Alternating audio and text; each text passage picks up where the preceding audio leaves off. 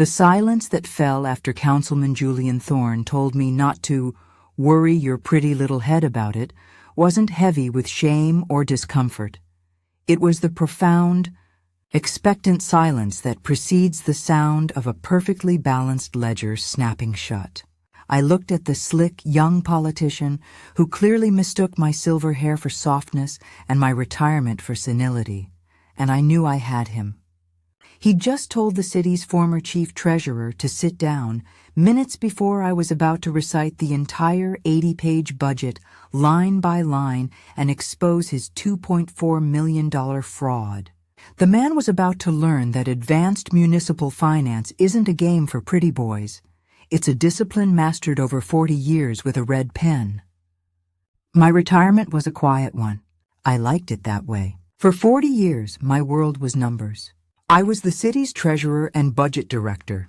I knew every payroll line, every bond issue, every paving contract. My ledgers were balanced to the penny. My forecasts were accurate. Then I retired. My small house is clean. The kitchen table is clear, except for a coaster for my tea and the day's mail. I paid my bills. I balanced my checkbook. The habits of 4 decades are hard to break. Most of the mail was junk. Advertisements for things I did not need. Letters from people I did not know. But one piece was different. It was a glossy flyer, slick to the touch. On the front was a photo of a man. He was young, with perfect teeth and expensive-looking hair. He wore a suit, but no tie. He looked relaxed. He looked confident. He was the new city councilman. The flyer was an invitation to a town hall. "The future of our city," the headline read. I almost threw it away. The future of the city was not my job anymore, but I turned it over. The backside mentioned his new budget proposal, a revolutionary 80-page plan. A link was printed at the bottom to download the document. I sat at my computer. I typed the address. The file downloaded. 80 pages. I could have read it on the screen. Most people would, but I could not analyze a budget that way. I needed to feel the paper. I needed to make marks in the margins. I printed all 80 pages. The printer whirred, breaking the silence of my afternoon. I punched holes in the stack and placed it in a simple 3-ring binder. I made a fresh cup of tea. I picked up my favorite red pen. I sat at my dining room table. I started with page 1. For the first hour, it was simple. Standard operating costs, salary adjustments, consistent with the union contracts I had helped negotiate, utility costs, pension obligations. I knew all these numbers. They were familiar. I sipped my tea. I turned the pages. Then I reached the capital expenditures section. This was where the new vision started. My red pen, which had been resting, touched the paper. I saw a line item for $500,000. It was for a community spaces renovation. A vague title. The money was allocated to a new civic partnership initiative. I made a note in the margin. Which spaces? Which partner? I kept reading. 10 pages later, under the Parks Department, I saw another $500,000. This one was for urban greening projects. Another vague title. This, too, was assigned to the Civic Partnership Initiative. I stopped. I turned back the pages. $500,000. I turned forward. $500,000. It was possible they were 2 separate projects. It was also possible it was the same $500,000, miscalculated and counted twice, inflating the project's cost in one place and the park's budget in another. It was a classic error. My tea was getting cold. I did not notice. I found the vanity projects, a new digital information system for the City Hall lobby. $1.2 million. The existing system was only 3 years old. I knew because I had approved the purchase order. I found a new fleet of electric vehicles. For the council members, not for the sanitation department or the building inspectors. For the council, I turned to the revenue section. This was always my favorite part. It is easy to spend imaginary money. The proposal projected an 8% increase in sales tax revenue. An 8% increase. In a year when the city's largest retail center had just lost its 2 main anchor stores. The mall was half empty. An 8% increase was not optimistic. It was a lie. I went through the entire 80-page document, line by line. My red pen was busy. I found the double-counted items.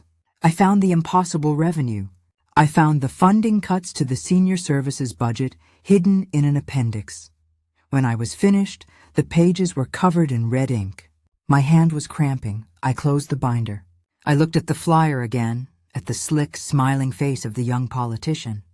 The town hall was on Thursday. I picked up the binder. I went to my desk, and I began to memorize it, page by page, line by line. Thursday night, I drove to the city high school. The town hall was in the auditorium. The parking lot was almost full. I found a space near the back. I picked up the binder from the passenger seat. It felt heavy in my hands. I walked in. The main doors were propped open. The sound from inside hit me first. A low, constant murmur of hundreds of people talking in one place.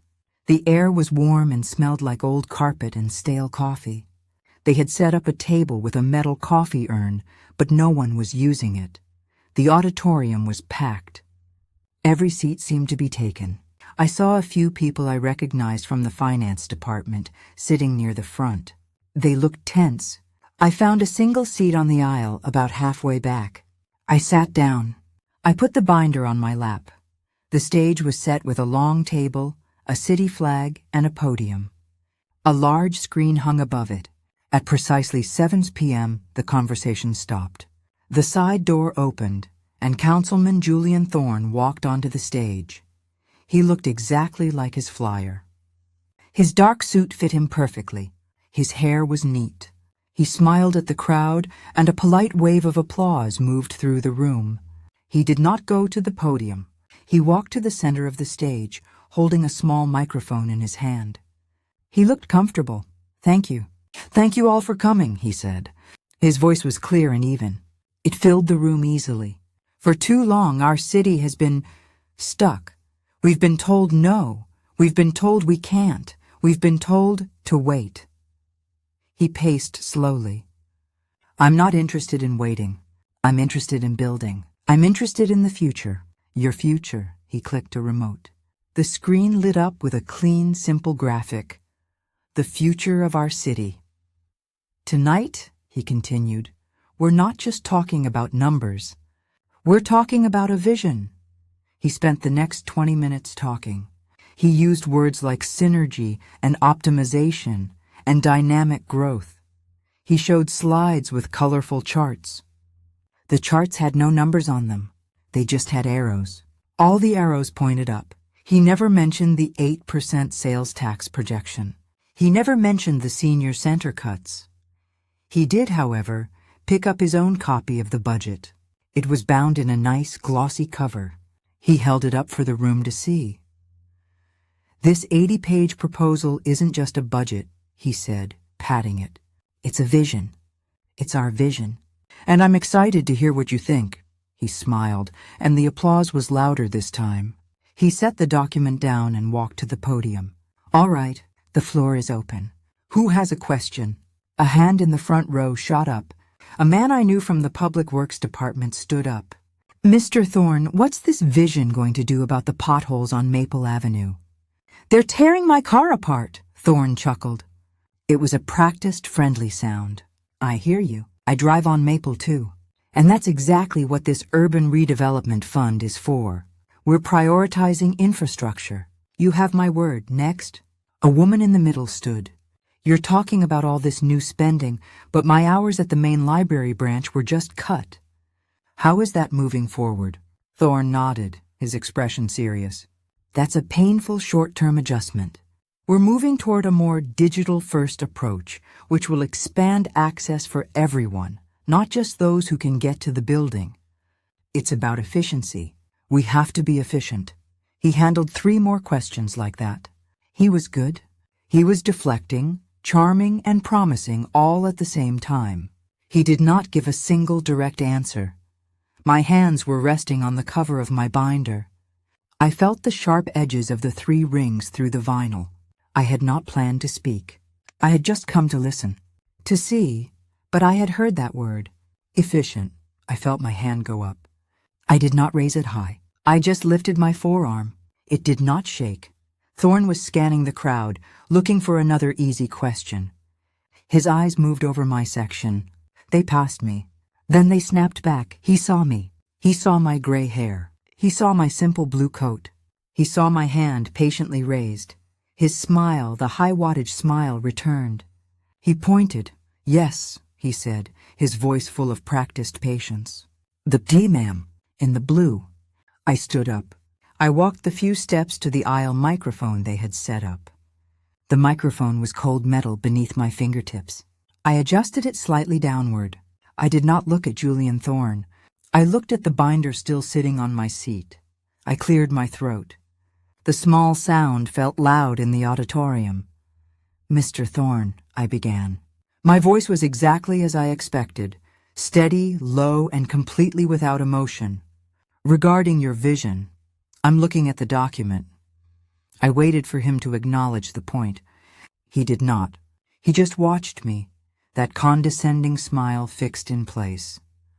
"On page 42, subsection C," I said, "you've allocated $1.2 million for urban redevelopment consultancy." Then, I look ahead to page 58. You've listed an identical $1.2 million for municipal strategic planning. Both of these line items are funded by the issuance of Series 4 bonds. Listed on Appendix K, I paused. The audience, which had been restless, was now quiet. They knew I was talking about numbers they did not understand, but they also knew the number was large. "My question," I continued, "is simple. Can you clarify if this is a $2.4 million project, 2 separate consulting contracts, or if this is a $1.2 million clerical error that has accidentally been doubled across 2 budget chapters?" The silence that followed was heavy. Thorne did not look at his own budget document. He chuckled, a short, sharp sound. He leaned into his microphone at the podium. "Ma'am," he said, drawing out the word, making it sound like an insult, "I think you might be a little confused." He raised his hand slightly, palms up, to the audience. He was sharing his frustration with them. He was treating me like a distraction. "It's a very complicated document," he said loudly. "We're talking about advanced municipal finance here, not a grocery list." A few nervous titters rose from the back row. He turned back to me, lowering his voice just enough to make it seem personal, confidential. "It's all accounted for, I assure you. We have professionals handling this. I wouldn't worry your pretty little head about it." I stared at him. The heat in my chest was not anger. It was the deep, patient irritation of a mathematician watching someone fail at basic arithmetic. I did not move from the microphone. I saw the faces of the finance employees in the front row. They were looking down, avoiding eye contact. They were ashamed. "I see," I said. I set my jaw. My voice did not get louder, but it got colder. "In that case, Mr. Thorne, let's talk about what your professionals have been handling." He frowned. His smile was gone. He picked up his pen from the podium. He had thought the exchange was over. "I'm sorry," he said, waving his hand toward the audience. "I have other questions waiting." I cut him off. "It's not complicated, Mr. Thorne. Not if you've actually read it." "Which I have." From memory, I took a deep breath.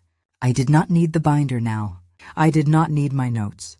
The 80 pages were locked in my head, cross-referenced, audited, and marked in red. "Let's start where your budget starts," I said. "Revenue. Page 12. You have projected a 15% increase in property tax revenue for the next fiscal year." I looked at him. His eyes went wide just for a moment. He was startled that I had given him the page number instantly. "The city appraiser's office, as you know, is currently completing its 3-year reassessment cycle," I stated. "Their preliminary report, which was released last month, before your proposal, shows an overall projected valuation increase of 7.1%. Not 15%, I kept going. To get to your 15% number, you must be including the revenue generated from the land parcel surrounding the old mill site. The one currently designated as industrial heavy use. I paused for effect. You've based your entire revenue stream on the assumption that the council will immediately rezone that site to residential, high density. An action that hasn't even been proposed in committee, let alone approved. That, sir, is not a projection. That is a $4 million fantasy. The room was absolutely silent now. No one coughed. No one moved. Everyone was watching Thorne. Thorne did not reply. He just stared at me. He looked exactly like the young man I had seen 30 years ago, when he was in the mayor's office as an intern, sneaking candy from the break room. Only this time, the stakes were much higher than a bag of sour keys. Thorne's hands tightened on the edges of the podium. He leaned toward his microphone, but pulled back before speaking. He was gathering himself. "Ma'am, those numbers are part of a negotiation," he managed, his voice a little strained. "It's about showing what's possible if we commit to growth. Now, if you'd allow the public forum to proceed—" "I'm not finished, Mr. Thorne," I said. I did not raise my voice, but the firmness stopped him cold. "Let's move to where your money is going, not where you wish it were going." I scanned the rows. The people in the audience were sitting straighter now. They understood that this was not about policy disagreements. This was about facts. Page 27, I stated. Capital improvements. You have an $800,000 line item for an IT infrastructure upgrade. This is described as a replacement of our current data servers. I knew those servers. They were high-end and recently installed. I had signed the purchase orders myself 3 years prior. They had at least 6 years of viable use left. The vendor listed for this unnecessary $800,000 expenditure is a firm called Innovate Solutions, I continued. I took the liberty of looking up Innovate Solutions on the state's business registry this morning. Thorne's eyes flickered quickly to the city manager, who was sitting stage left. The city manager was now vigorously examining a clipboard on his lap, suddenly engrossed in paperwork that was clearly blank. Innovate Solutions was registered 12 days ago, I said. It is listed as a limited liability company. The registered business address is listed as a private mail drop box located at the corner of Elm Street and 4th Avenue. A P.O. box, Mr. Thorne, not an office building, not a data center. I looked straight at him. He swallowed hard. In my 4 decades of experience auditing contracts for this city, we never, under any circumstances, award a contract of this size to a vendor that is less than 2 weeks old, has no verifiable business history, and operates out of a mail drop box. We call that, Mr. Thorne, a shell company, a quick way to funnel $800,000 out of the public coffers before anyone can ask how long Innovate Solutions has been in business. A buzz started in the crowd.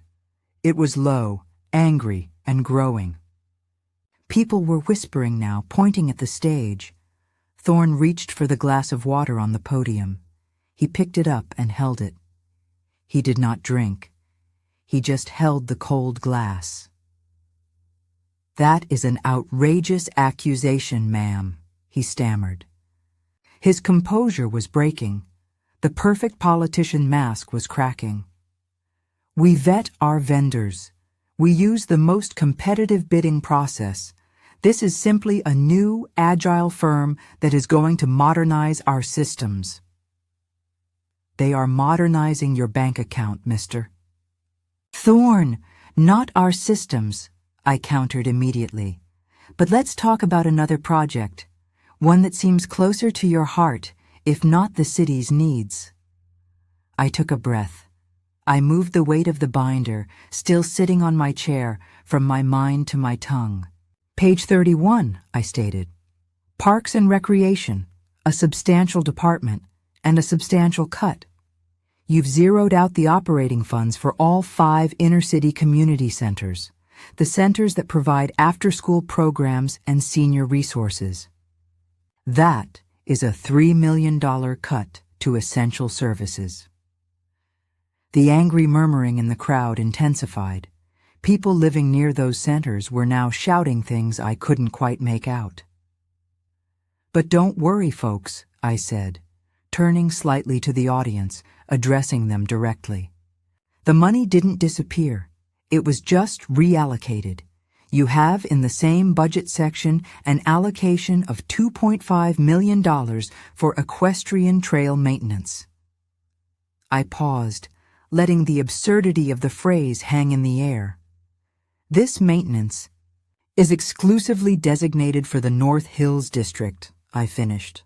A district that, as every person in this room knows, has no municipal equestrian trails.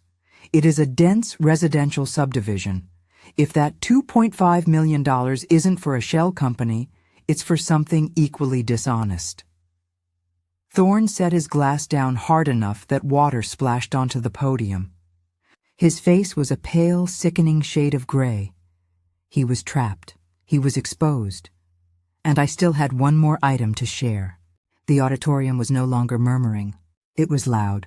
People were standing up now, yelling questions at Thorne. They wanted to know why their community centers were being gutted for imaginary horse paths. Thorne pounded the podium once, trying to regain control. Order, order, please! These are distortions! I assure you that these funds are being used responsibly. I waited for the noise to subside slightly. He was losing them, but he was also trying to dismiss everything I had said as political rhetoric. I needed to deliver the final piece of evidence, the one that connected everything together. Let's go back to the beginning, Mr. Thorne, I said, cutting through the noise. Let's return to the double counting. The core of this entire proposal, pages 42 and 58, the $1.2 million listed twice. Thorne flinched. He knew I was going back to the point he had first dismissed as my being confused. You claimed it was a complex set of separate contracts, I stated. Let's examine the recipients of those 2 identical $1.2 million payments. The first on page 42 is allocated to Aptus Consulting. The second, on page 58, is allocated to Aptus Strategies. I had spent an hour confirming this detail. It was sloppy. They had not even bothered to disguise the relationship between the 2 firms. A casual reader would assume these are 2 similarly named but separate consulting entities, I stated. A casual reader would be wrong. I looked at the city manager again. He was now leaning off the side of the stage, speaking urgently to a junior staff member, pretending he needed something immediately from backstage. He wanted to escape. I checked the corporate filings for both Aptus Consulting and Aptus Strategies, I continued. Both are registered in the state as limited liability companies. Both companies share the exact same registered agent, which is a person named Dennis Rourke. I looked directly at Thorne. He looked like he was about to collapse. And who is Dennis Rourke, Mr. Thorne? I asked the question for the audience. Dennis Rourke is not an urban planning consultant. He is the manager of your entire city council campaign. The room exploded. This was not a policy disagreement. This was corruption. You didn't double count the bonds, Mr. Thorne. You double paid your campaign manager, I stated, my voice ringing with finality. $2.4 million in total, carved out of bond funds, disguised as 2 separate consulting contracts. This money wasn't going to urban redevelopment. It was going to cover your election expenses. The reporters in the front row were no longer typing. They were shouting questions, recording audio, and pointing camera phones at the stage. Thorne opened his mouth. He raised his hands again, this time not in a gesture of control, but of defense. That is slander, he shouted, desperation making his voice high. "This is a malicious political attack. I demand to know who you are." He pounded the podium again. "You cannot stand here and make these wild accusations. I need your name. I need to know your credentials. Who are you to come into a public meeting and derail the city's budget with outright lies?" I gripped the cold microphone one last time. I looked at the young man who had just told me I was confused and dismissed the expertise of 40 years in a single, careless phrase. The politician who thought the people were too stupid to read a public document. I straightened my spine. I lifted my chin. "My name," I said, ensuring every syllable was clear and distinct, "is Eleanor Vance." The auditorium was utterly silent again. The sudden quiet was more shocking than the previous noise. Everyone was waiting for the answer to Julian Thorne's frantic demand. The reporter stopped shouting. "My name is Eleanor Vance," I repeated, maintaining eye contact with Thorne. He looked pale and unsteady behind the podium. "And my credentials?" I continued, my voice measured. "For 40 years I worked for this city. I started in the accounting department in 1980. I processed every single invoice. I saw every check written." I took a slow step back from the microphone, allowing my words to carry on their own. In 1995, I was promoted to assistant budget director. I learned how every department truly operates, how much the police need for fuel, how many square feet of carpet the school district replaces each year. I knew every number that mattered. Thorne's eyes were wide, tracking me. He was trying to place the name. He was trying to reconcile the elegant, sharp woman standing before him with the condescending phrase he had used moments ago. And for the last 15 years of my career, until I retired just last May, I finished, I was this city's chief treasurer and budget director. The information landed like a physical blow. The city manager, who had been trying to leave the stage, stopped dead in his tracks. He turned slowly, his face aghast. He knew exactly who I was. He had worked under me for a decade. I drafted the standard operating procedures for vendor vetting that your office ignored for Innovate Solutions, I stated. I signed the purchase orders for the IT infrastructure you're trying to replace prematurely. I set the appraisal schedule you used to fake your revenue growth. The reporter started moving again, quickly, urgently. This was no longer a budget dispute. It was a political scandal involving the former city finance head. I looked at Thorne, who was now leaning heavily on the podium, his posture destroyed. "I know this city's finances better than my own checkbook, Mr. Thorne," I said. "I lived these numbers. I balanced them. I defended them from outside interests for 4 decades. And I know the difference between a forward-thinking proposal and a roadmap for theft." I pointed toward the glossy 80-page document sitting on the podium beside him. "This document is not complicated. Mr. Thorne," I said, "it is simple. It is riddled with fabricated revenue, unnecessary spending, and thinly disguised corruption." I didn't need to read it. I could smell it. "And I memorized the locations of all your errors because I was trained to do one thing, find the fraud." I paused. I wanted him to understand the gravity of his mistake. He had not just insulted an elderly constituent. He had insulted the expertise that built the city's financial stability. "You told me not to worry my pretty little head about it," I said, quoting his own words back to him. "But in doing so, you handed a public document containing what I believe to be a clear case of municipal fraud to the one person in this room guaranteed to audit it from memory." I stared him down. He averted his gaze, looking at the floor. He could not face the audience, or me. I glanced toward the door where the police chief, who had just arrived late to the meeting, was standing frozen in place, his expression unreadable. This was far beyond his jurisdiction now. I had done what I came to do. The facts were public.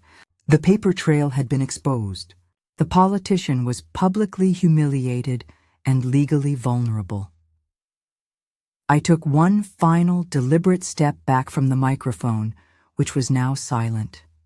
I turned to walk away, but as I passed my chair, I remembered the binder, the thick stack of 80 pages covered in my red ink. I picked it up. I needed to keep the evidence safe. I needed to make sure it was submitted to the proper authorities. I had one final task to complete. I walked away from the microphone, the heavy binder tucked securely under my arm. The auditorium remained silent, but the tension was almost audible. It felt like walking through water. I could hear the sharp clicks of camera shutters going off, documenting the spectacle on the stage. I did not look back at Julian Thorne. He was still standing behind the podium, motionless, the splash of water on the wood his only witness. He was a defeated man in a very expensive suit. His campaign was over. His short career was finished. He just didn't know how to leave the stage yet. I made my way up the aisle. As I passed the reporters, one of them, a young man from the city desk who had often called me for budget clarifications during my tenure, reached out to me. "Ms. Vance," he whispered, his voice shaking with excitement. "Do you have a comment for the record?" I stopped. I looked at the binder under my arm. It was the full accounting, the complete story of his arrogance and his mistakes. "I have no comment on the record," I said quietly. "All the facts are contained in the budget document." I tightened my grip on the binder. "I recommend you read it. All 80 pages." Then I continued moving. The audience parted for me. As I neared the exit, I saw the police chief again. He was no longer standing still. He was moving purposefully toward the stage door. He had recognized the situation for what it was. A legal matter, not a town hall meeting. I walked out of the auditorium and into the cool night air. The sudden drop in temperature felt good on my skin after the hot, tense air inside. I walked toward my car, parked near the back of the lot. I opened my trunk. I placed the binder inside, resting it flat on the carpet. It was no longer a personal item covered in my red ink. It was a file. It was evidence. I got into the driver's seat. Before starting the engine, I just sat for a moment. I closed my eyes. The image of Julian Thorne's shocked, pale face came to mind. The look of utter disbelief that someone had actually done the work. That someone, whom he had so easily dismissed, knew exactly how the money moved. He had believed that expertise was a thing you could buy, a consultant named Aptus Strategies, not something you earned over 40 years, page by page. He had made the common mistake of confusing my age for a lack of intelligence and my quiet retirement for complacency. He thought I had forgotten the numbers I had lived by. I started the engine. The car hummed to life. I pulled out of the parking lot and turned onto the street. The road was well paved. The potholes I had paid to fix years ago were still flat. I drove toward the center of the city, not toward my home. I needed to go to the district attorney's office. I knew the building. I knew the process. I knew the evidence needed to be submitted with a clear statement of how the fraud was executed. I reached the office tower. I parked the car. I retrieved the heavy binder from the trunk. I walked up to the building, the document containing the truth of the city's finances secure in my hands. The work was finished. The city's budget was balanced once again, not just in theory, but in accountability.